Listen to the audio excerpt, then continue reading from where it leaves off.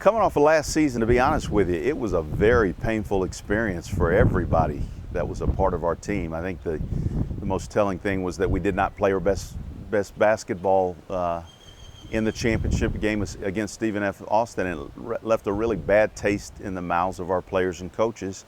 I think we're now at a point where we're really finally enjoying the season, enjoying the hallmark of getting 25 wins, finishing second in the league, making it to the championship of the league tournament. But I think that's been a lot of fuel and motivation for our returning guys. And the legacy left by the guys that are exiting the program is that there's a high expectation for the new guys to pick up the ball and keep running with it. NCAA rules allow us a couple hours a week in the gym with our players, and so the focus for the month of June is to get some guys who have had injuries, guys that logged a lot of minutes, get those guys rested, get those guys healthy, get them back in a routine. For the new guys, learning how to play at this level, and that simply means you got to be able to give 100% every time you step on the floor. From there, we sort of coach, but that's the first benchmark. So we're really trying to get guys all on the same page in terms of effort, in terms of focus, in terms of intensity. This month, I think, is a great month to work on skill work. So we spend a great deal of time doing skill work, working on ball handling and passing in particular.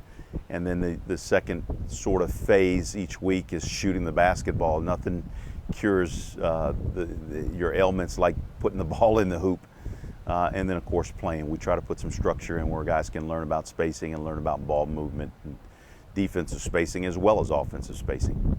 We do have a lot of guys coming back in the fold that are very experienced, and none better than Rashawn Thomas. I mean, I really would not want to go into a new season with so many new guys without a guy like Rashawn. He's a warrior.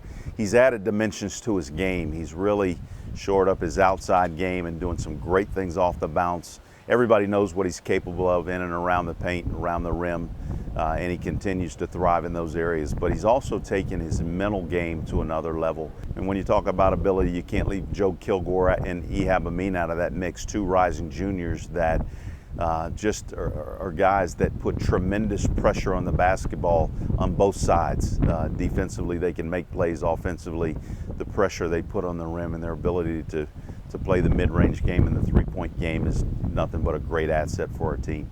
I think our talent in the freshman class is just absolutely outstanding. I really feel like we have more talent in the program than at any point that I've been here in the last 5 years.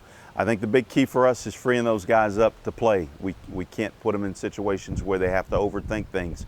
We have to let their ability shine through, and so it's going to be an adjustment on the part of myself and the coaching staff and some others to allow those guys the freedom to make mistakes, the freedom to grow from those mistakes, the freedom just to play basketball. All 5 guys have the ability to make plays. That's the thing just through summer workouts that we've been able to figure out and see every day. They each can make plays, and you have to let playmakers sort of do their thing. So we're going to have to adjust our system some. We're going to have to take a little bit different approach.